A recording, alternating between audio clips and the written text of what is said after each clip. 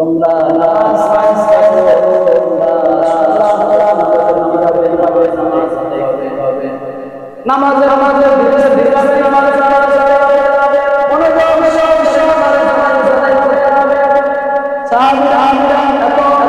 সহকারে নামাজ আদায় করত, বিশ্বনবী সাল্লাল্লাহু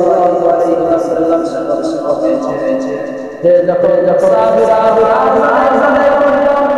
মরুভূমি বিশ্বনবী সাল্লাল্লাহু আলাইহি ওয়াসাল্লাম বলেছেন, সাহাবীরা